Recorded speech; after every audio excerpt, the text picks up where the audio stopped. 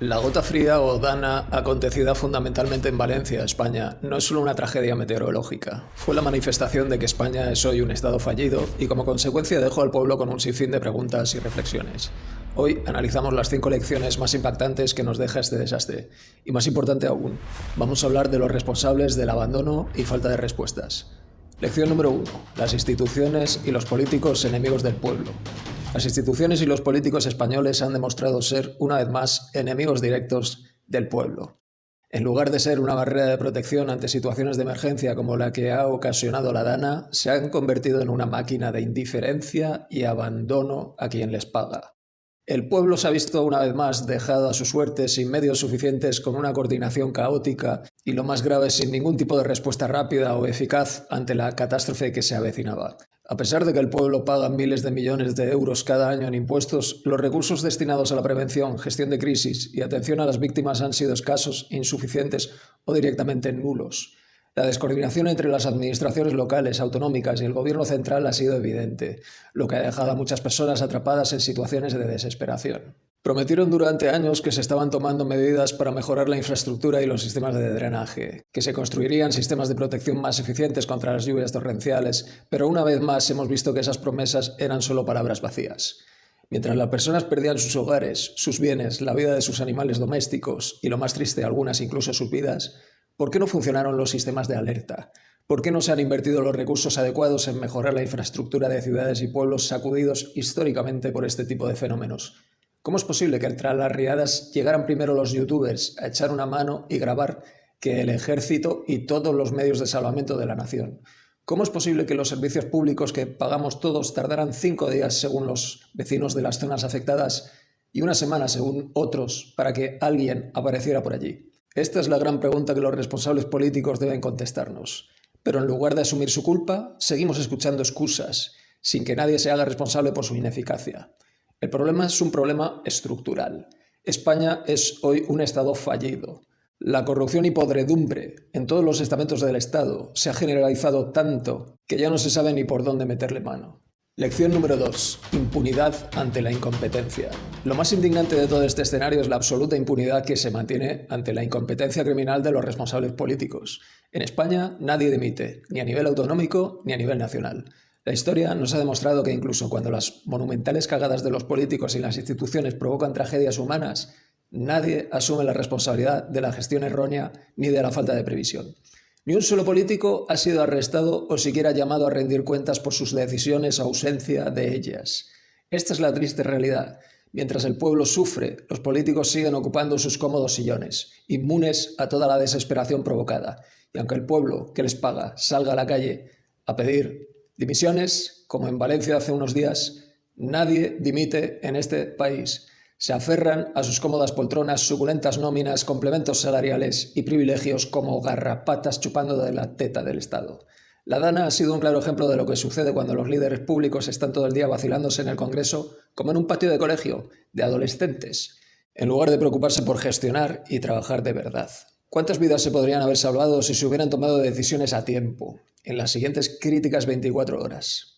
¿Por qué no se implementaron los sistemas de drenaje adecuados?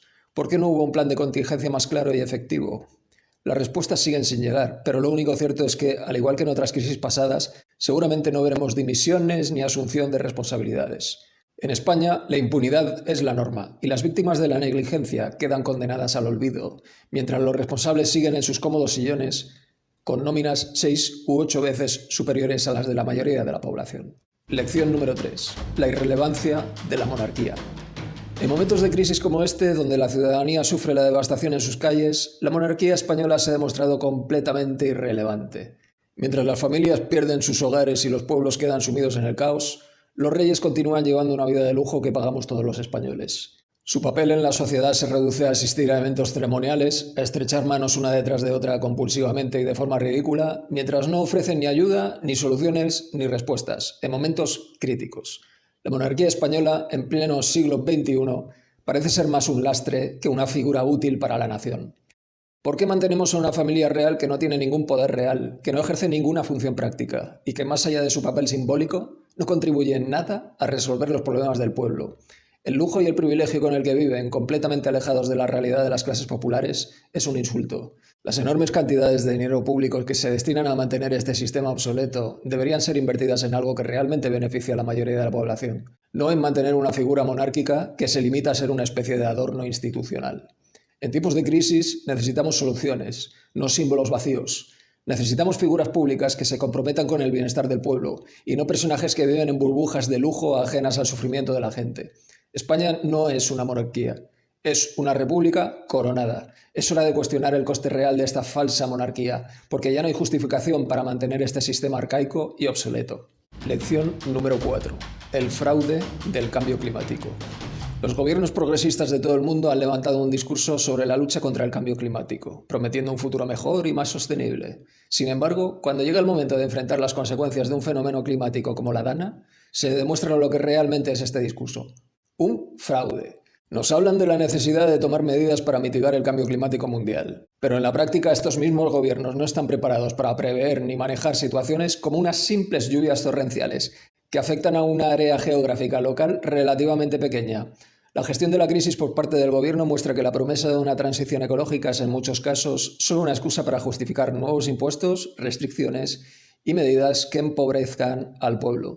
En lugar de preparar una planificación urbanística coherente y mejorar la infraestructura de las ciudades, se utilizan estos eventos para justificar aún más subidas de impuestos y nuevas restricciones.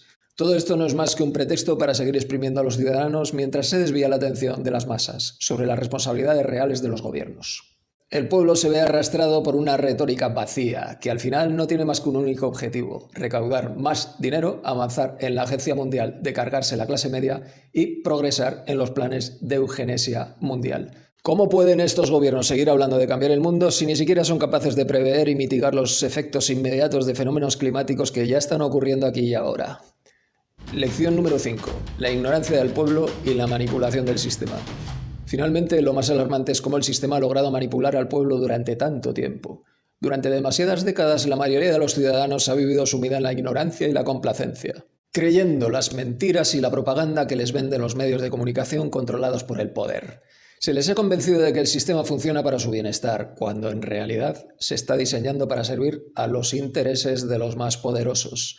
Solo cuando el pueblo se ve directamente afectado por la tragedia, como hemos visto con la DANA, empieza a despertar y a cuestionar lo que siempre ha dado por sentado.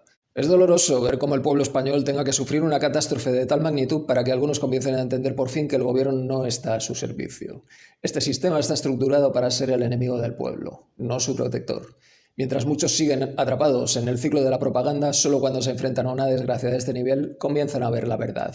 Y lo más triste es que, incluso entonces, muchos continúan sin cuestionar el sistema que los ha dejado en esta situación.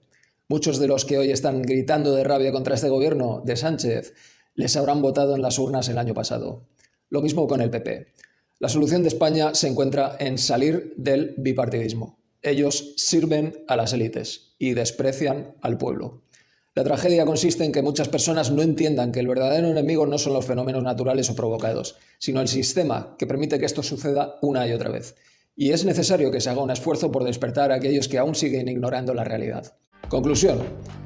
La DANA ha sido una prueba dura de las fallas profundas que existen en nuestra sociedad y nuestras instituciones. Nos ha mostrado la fragilidad de nuestro sistema, la corrupción y la ineficacia de nuestros políticos. Y nos ha demostrado que, a pesar de los sacrificios del pueblo esquilmados a impuestos como simples ovejas, las soluciones reales nunca llegan.